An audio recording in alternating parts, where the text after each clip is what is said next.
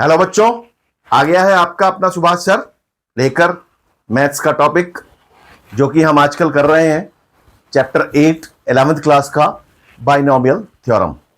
Last class में मैंने आपको इसकी एक्सरसाइज नंबर 8.1 के रिलेटेड कंसेप्ट बताया था और 2 क्वेश्चंस कराए थे।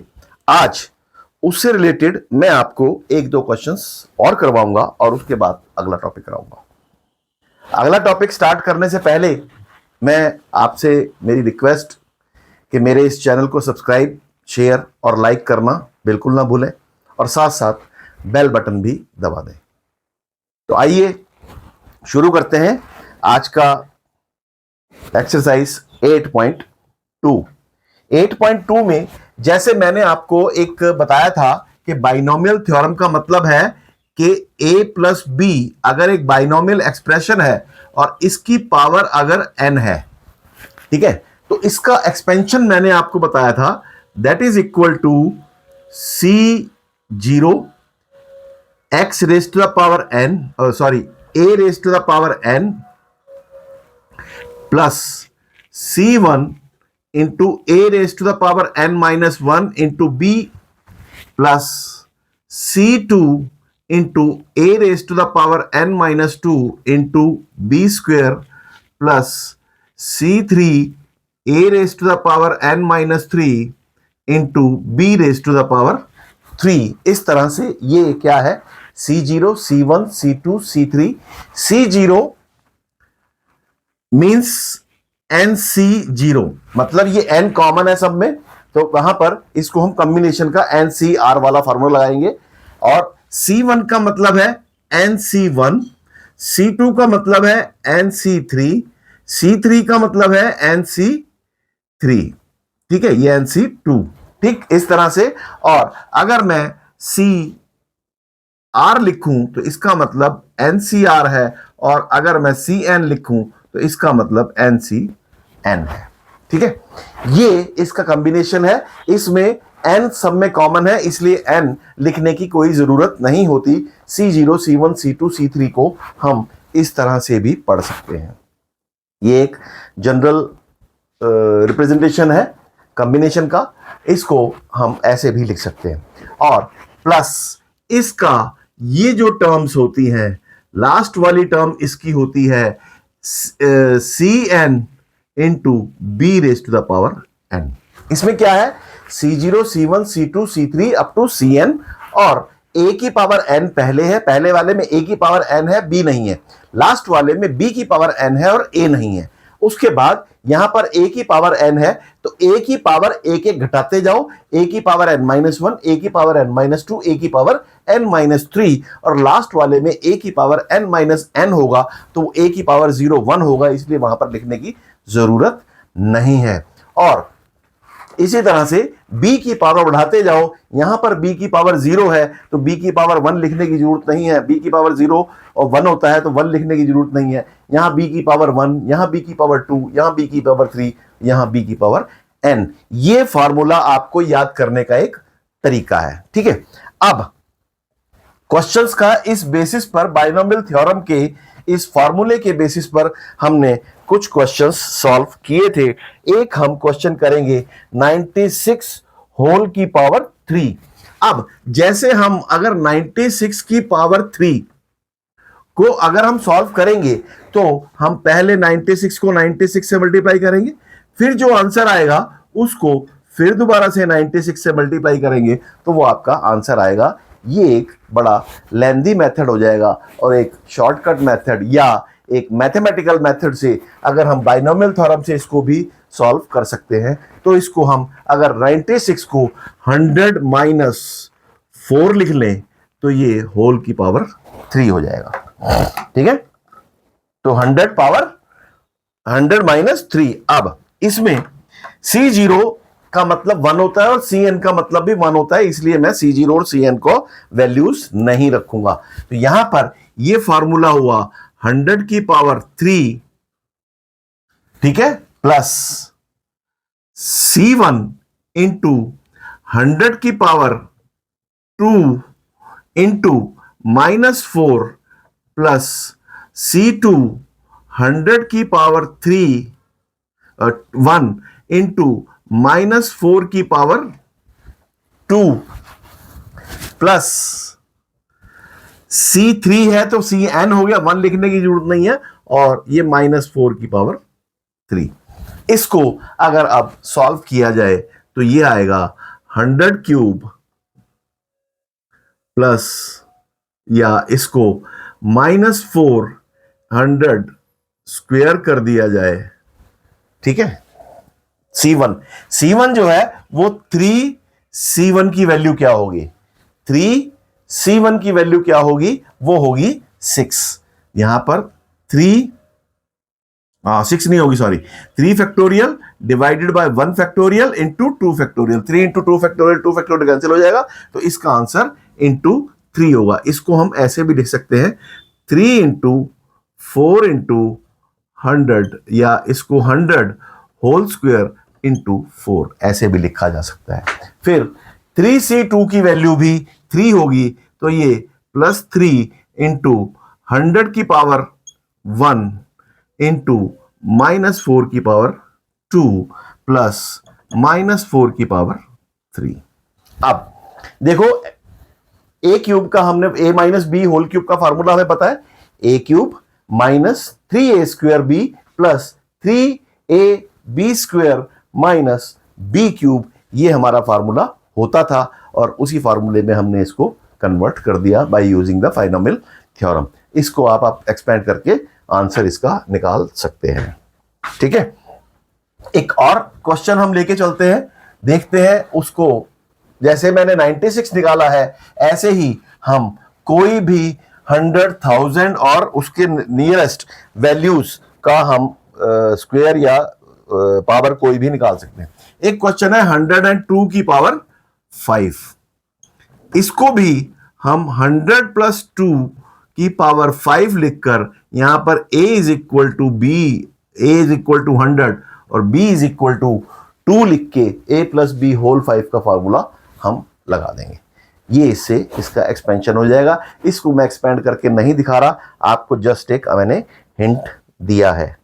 अब एक और क्वेश्चन है, एक क्वेश्चन और क्या है कि a plus B whole raise to the power 4, a plus B whole raise to the power 4 minus a minus B whole raise to the power 4, find, इसको फाइंड आउट करना है, ठीक है, फाइंड। तो ये वैल्यू कैसे निकलेगी, अब आपको यहां पर देखो, ये a की पावर 4 प्लस C1 a की power 3 into B plus C2 a की power 2 into B square plus C3 a into B cube plus b की पावर 4, ये आ गया। ये आपका a प्लस बी होल 4 आ गया माइनस। अब ये जो आया, फिर वही फार्मूला लगा दो यहां पर, a की पावर 4, ये प्लस है, यहां पर ये माइनस हो जाएगा, माइनस C1 a की power 3 into B plus C2 a की power 2 into B square minus C3 a की पावर 3 a की पावर 1 इंटू बी क्यूब और प्लस b की पावर 4, ये a minus B whole cube हो गया। यहां पर क्या किया है, जहां जहां पर b की ऑड पावर है उसको नेगेटिव हो गया, और जहां पर इवन पावर है वहां पर पॉजिटिव हो गया। तो ये फार्मूला इस तरह से अप्लाई हो जाएगा। अब इसको अगर हम माइनस का ब्रैकेट खोलेंगे तो ये इससे कैंसिल हो गया, C1a3b, ये माइनस C1a3b, ये माइनस है, तो दिस प्लस दिस माइनस, ये भी आपका कैंसिल हो गया, और सॉरी ये प्लस हो जाएगा, तो ये दोनों प्लस हो जाएंगे, तो ये आ जाएगा 2C1 into a cube b, ये माइनस है ना, तो माइनस माइनस प्लस हो जाएगा, ये प्लस है, ये माइनस है, ये प्लस है, तो ये माइनस हो गया, तो ये इससे कैंसिल हो गया। ये प्लस है, ये माइनस है, ये माइनस माइनस प्लस हो गया, तो इसका आंसर आ गया plus 2c3 into A B cube into 4, और ये c3 था। c1 सॉल्व किया हमने और c3 सॉल्व किया। c3 को भी सॉल्व करेंगे तो 4 factorial by 3 factorial into 1 factorial, ये भी 4 आएगा, तो ये भी इंटू 4 हो गया। ठीक है, ये आ गया आपका 8ab। अगर मैं कॉमन ले लूं 8ab, अगर कॉमन ले लूं तो ये आंसर आ जाएगा a square plus b square.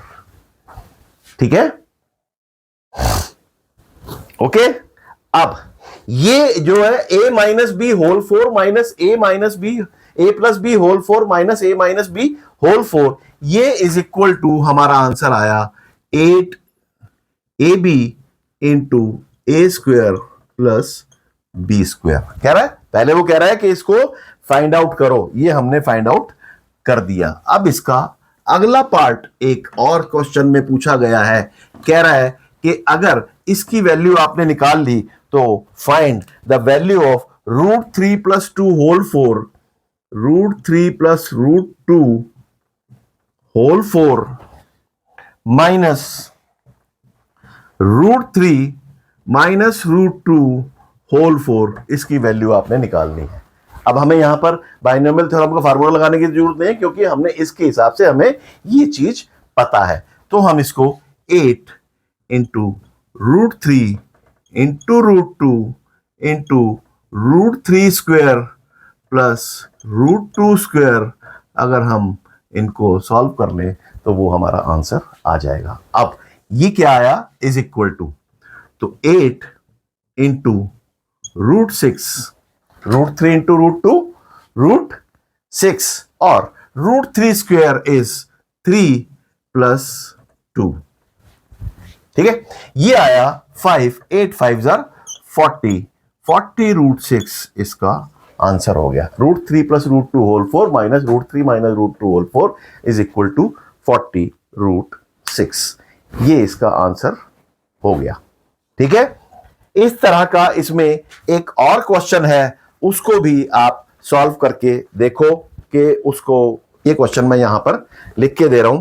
Find x plus 1 whole 6, x plus 1 whole 6 minus x minus 1 whole 6, ये फाइंड करना है। और इसके बाद एंड इवेल्युएट, उसके बाद √2 plus 1 whole 6 minus √2 minus 1 whole 6, फिर हमने इसको फाइंड आउट करना है।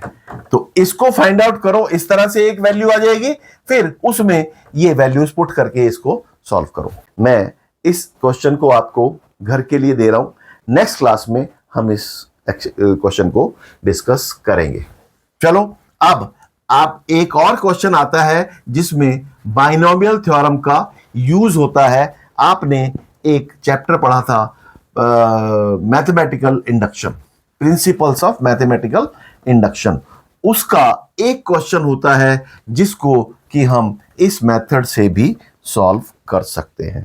ठीक है, ये कहता है show that 9 raise to the power n plus 1, यहां पर ये देखो, show that 9 raise to the power n plus 1 minus 8n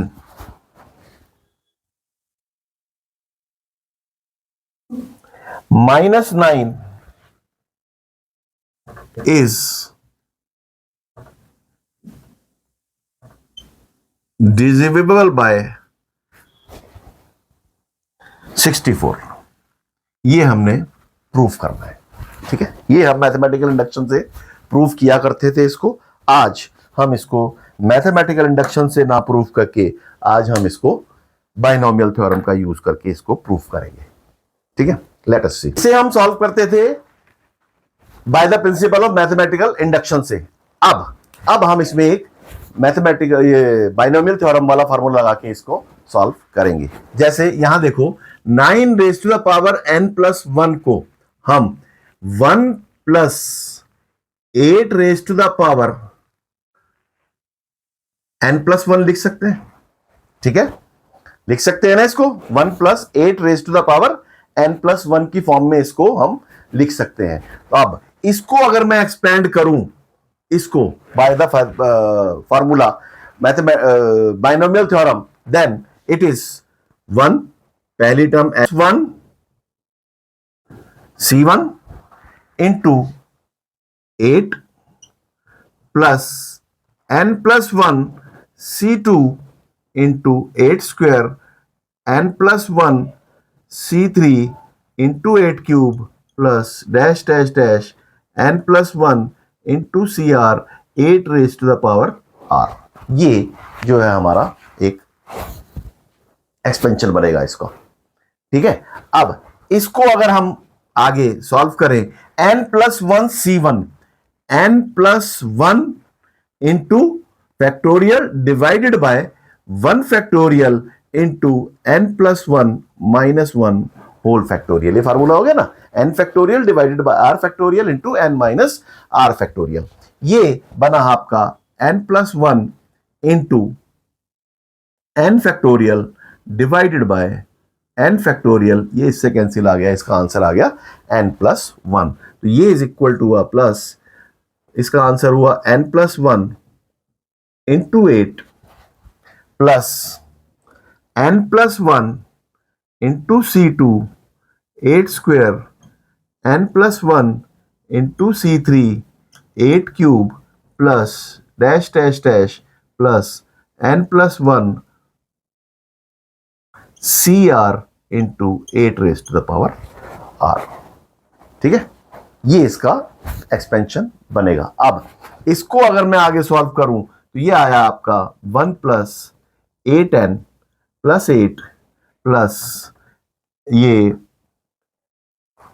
इस सारे में से अगर मैं 8 स्क्वायर कॉमन ले लूं तो ये बना n+1 C2 plus n+1 C3 plus n+1 C4 plus dash dash dash n+1 CR। ये जो है हमारा वो बन जाएगा। यहां पर 8 स्क्वायर कॉमन ले लिया तो यहां 8 आ जाएगा, यहां 8 स्क्वायर आ जाएगा और यहां 8 raise to the power R-2 आ जाएगा। ठीक है, वो ब्रैकेट में ये सारा आ जाएगा। अब ये आंसर आ गया आपका 9 plus 8n plus 8 square into, ये एक सारी टर्म को हम k मान लेते हैं, ये 8 स्क्वायर इंटू k हो गया। अब यहां पर हमने क्या निकालना है, एक चीज देखो, अब हमने किसकी वैल्यू निकालनी है, 9 raise to the power 9 plus n+1 minus 8n minus 9, ये हमने वैल्यू निकालनी है। तो इसमें से ये तो खाली वैल्यू आई हमारी 9 रेज टू n+1 की, इसमें अगर -8n और -9 कर दें तो ये -8n -9 और कर दूं तो ये हमारा आंसर हो गया 9 raise to the power n+1 minus 8n minus 9। ठीक, ये 8n से आपका 8n कैंसिल हो गया, ये 9 से आपका 9 कैंसिल हो गया, बचा क्या आपका is equal to 64k, 8 square के 64k and 64k is divisible by 64। ये इस तरह से हम इसको प्रूफ करेंगे। देखो, अगर आपको ये क्वेश्चन समझ में आया है तो, नहीं तो इसको एक बार प्रैक्टिस और करके देखो, इसका मेथड करने का यही है। इससे आगे मैं आपको नेक्स्ट टॉपिक अभी स्टार्ट करा रहा हूं, पहले आप ये क्वेश्चन नोट कर लो और उसके बाद फिर हम आगे क्वेश्चन करेंगे। ठीक है,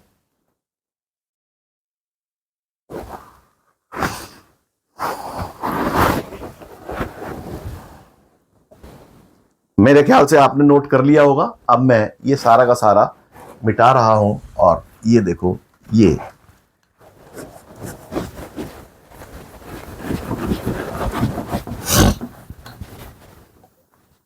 अब अगला टॉपिक इसमें क्या है कि अभी तो मैंने बताया है बाइनोमियल थ्योरम का एक्सपेंशन क्या होता है। ठीक है ना, बाइनोमियल थ्योरम का एक्सपेंशन ये होता है, और general term of a binomial theorem.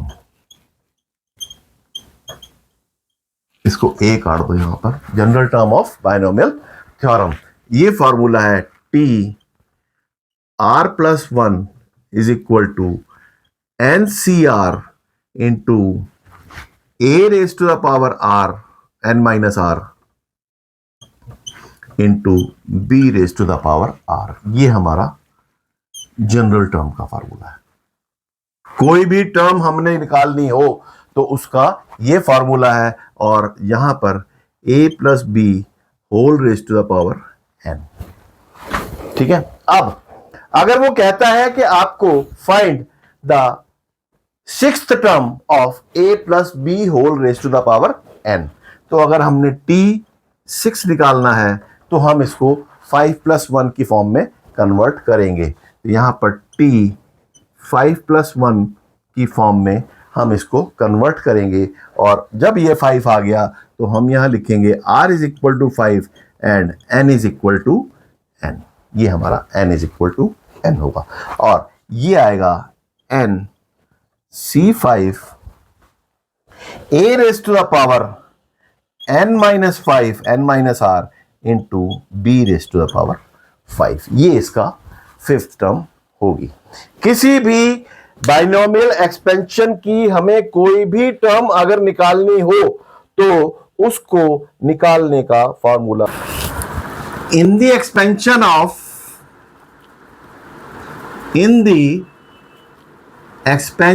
Of 2 plus a raise to the power 50 if t17 is equal to t18 then find the value of a। ये एक क्वेश्चन है। मतलब अगर 2 plus a raise to the power 50 की expansion में, binomial expansion में 17th term और 18th terms आपस में इक्वल हैं, तो वो कहता है कि find out it's value of a। अब यहां पर t17 और t18 निकालने के लिए हमें जनरल टर्म का फॉर्मूला लगाना पड़ेगा। जनरल टर्म जो है वो t r plus 1 is equal to n c are into a raise to the power n minus r into b raise to the power r in the expansion of a plus b whole raise to the power n। इसके expansion में ये जो है general term का formula होता है। ठीक है। ये फॉर्मूला हम यहां पर अप्लाई करेंगे। Let us apply t17। अगर मैं अब निकालूं यहां पर t17 इज इक्वल टू, इसको मैं टी आर प्लस 1 की फॉर्म में, प्लस 1 की फॉर्म में कन्वर्ट करूं तो ये t16 प्लस 1 लिखा जा सकता है। इसको t16 प्लस 1 लिखा तो यहां पर r इज इक्वल टू हमारा 16 आ गया, और n हमारा 50 है, वो हम इस फॉर्मूले में सब्स्टिट्यूट कर देंगे। ये आया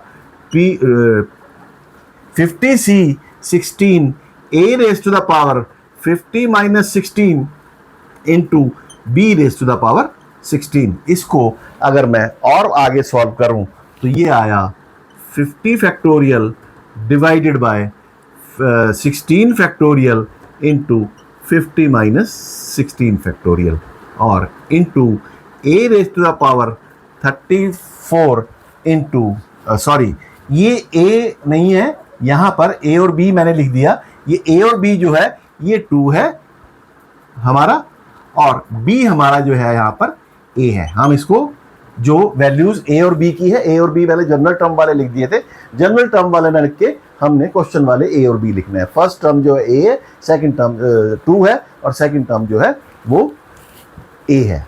ठीक है। तो यहां पर a raise to the power 16, तो इसको a raise to the power हम 16 लिखेंगे। ठीक है। ये मैंने इसका एक्सपेंशन कर दिया। इसी तरह से यहां पर t18 इज इक्वल टू इसको भी t17 plus 1 is equal to put करो तो ये आया 50c17 is equal to 2 raise to the power 50 minus 17 into a raised to the power 17 and that is equal to 50 factorial divided by 17 factorial into 50 minus 17 factorial into a raised to the power 17. It is a raised to the power. ये मैंने just इसमें फॉर्मूले में जो है T17 और T18 terms को निकाली है सिर्फ। अब इनमें वो कहता है कि T17 is equal to T18, इसका मतलब ये वाली टर्म और ये वाली टर्म आपस में इक्वल है। अगर ये इक्वल है तो हम इसको लिखेंगे यहां पर 50 factorial divided by 16 factorial into 34 factorial हो गया into a raised to the power 16 into यहां पर एक टर्म छूट गई, ये 2 raised to the power 34 भी आएगा और यहां पर 2 raised to the power 33 भी आएगा। ये एक टर्म छूट गई थी यहां पर, ठीक है। अब इसको is equal to 50 factorial into यहां पर 2 raised to the power 34, okay. 50 factorial divided by 17 factorial, it is 17 factorial into 33 factorial into a raised to the power 17 into 2 raised to the power 33, ठीक। इन दोनों को आपस में आप सॉल्व कर लो। अब ये a जो है एक तरफ रखो, बाकी सारा का सारा आप दूसरी तरफ ले आओ, तो ये आया 2 raised to the power,